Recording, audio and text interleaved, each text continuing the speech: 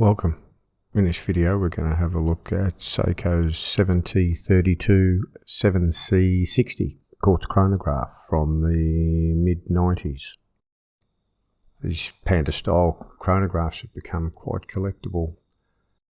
I think part of their appeal is the brilliant contrast you get between look, you've got the black tachymeter around the outside of the dial, the sub-dials, and even the date wheel's black against the white. Looks really good and makes it real easy to read.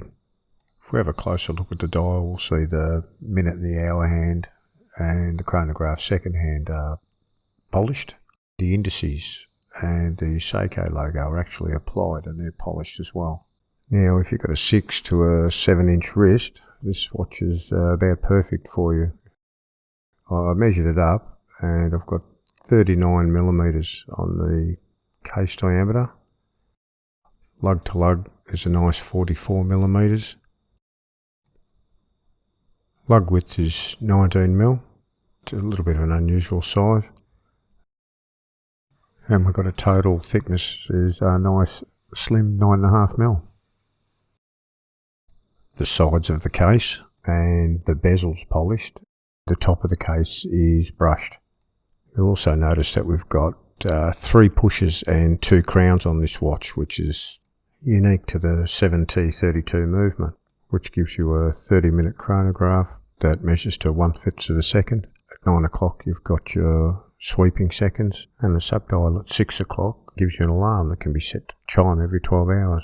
Or you can use that function to track a second time zone.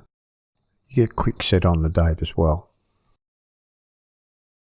This watch has still got its original bracelet on it, which is fairly standard sort of deal for the time. It's stainless steel with folded style links and hollow end links.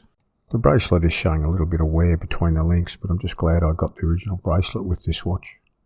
They are a bit rattly, but I think that just adds to the appeal of these old Seikos. You get the Seiko logo on the clasp, and they come with plenty of adjustment, which is always nice to have. I know a lot of people aren't keen on these vintage Seiko bracelets, but I think they look okay. The case back's brushed, polished around the edge. On this particular watch, the case back is a snap-on style, which I'm a bit unsure of what its water resistance would be, but I would say probably 30 to 50 metres at best. Righto, let's get on to the functionality of this 7T32 movement. Now, the pusher at 2 o'clock activates the stop and start for the chronograph function, and the pusher at 10 o'clock is your reset for the chronograph, with the sub-dial at 12 o'clock measuring up to 30 minutes.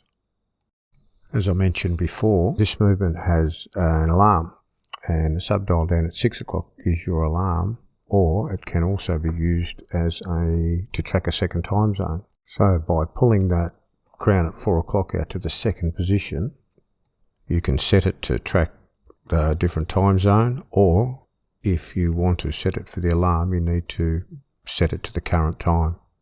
Then you want to move that crown into the first position and move over to the pusher at 8 o'clock, and then that will allow you to set the time you want the alarm to activate. When you push the crown in, the sub-dial will return to the current time. And then to arm the alarm, you just pull that crown out to the first position. And it'll show you what time you've got the alarm set for.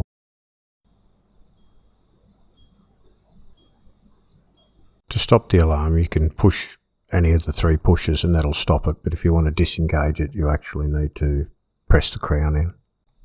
The alarm's not real loud, but it's a cool function to have on a watch. Now there's not huge amounts of lume on the hands and the dial. But what is there works really well considering the age of the watch.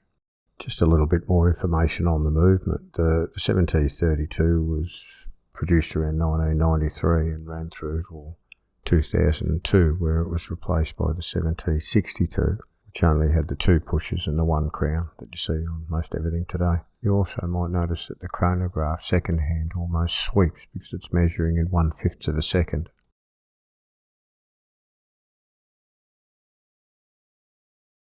I am a little biased, and I do have a number of Seiko Quartz chronographs from this sort of time period, but I think this watch is another great example of what they were producing back then, with a really nice crisp dial, great looking watch, and have become quite collectible and still affordable. Anyway, I hope you enjoyed the video and having a closer look at this Panda style chronograph. Thank you for watching, and we'll see you in the next one.